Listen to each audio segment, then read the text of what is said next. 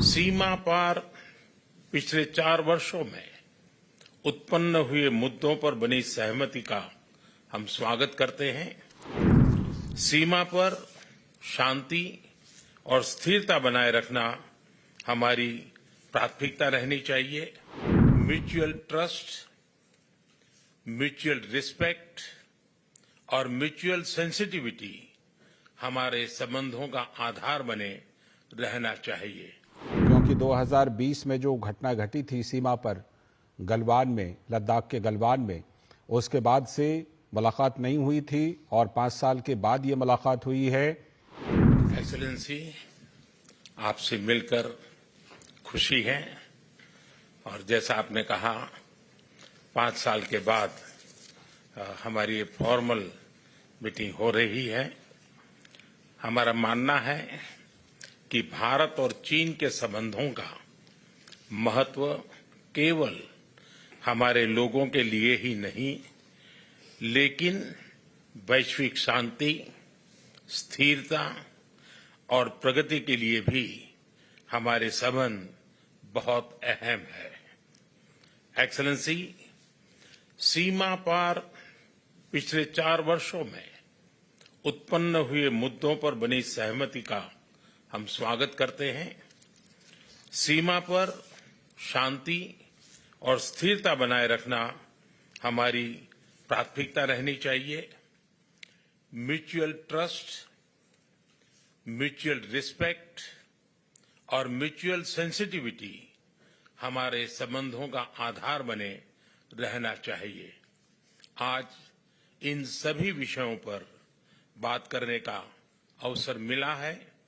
मुझे विश्वास है कि हम खुले मन से बातचीत करेंगे और हमारी चर्चा कंस्ट्रक्टिव होगी। सीमा पार पिछले 4 वर्षों में उत्पन्न हुए मुद्दों पर बनी सहमति का हम स्वागत करते हैं। सीमा पर शांति और स्थिरता बनाए रखना हमारी प्राथमिकता रहनी चाहिए। म्यूचुअल ट्रस्ट, म्यूचुअल रिस्पेक्ट और म्यूचुअल सेंसिटिविटी हमारे संबंधों का आधार बने रहना चाहिए। क्योंकि 2020 में जो घटना घटी थी सीमा पर गलवान में, लद्दाख के गलवान में, उसके बाद से मुलाकात नहीं हुई थी और 5 साल के बाद ये मुलाकात हुई है। एक्सेलेंसी, आपसे मिलकर खुशी है और जैसा आपने कहा 5 साल के बाद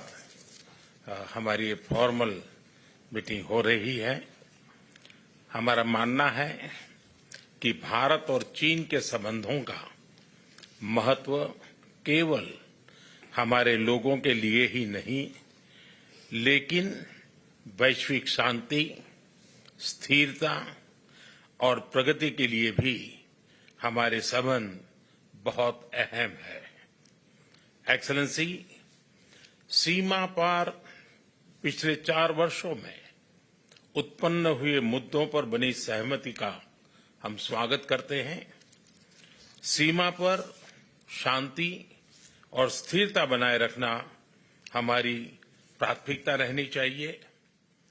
म्यूचुअल ट्रस्ट, म्यूचुअल रिस्पेक्ट और म्यूचुअल सेंसिटिविटी हमारे संबंधों का आधार बने रहना चाहिए। आज इन सभी विषयों पर बात करने का अवसर मिला है।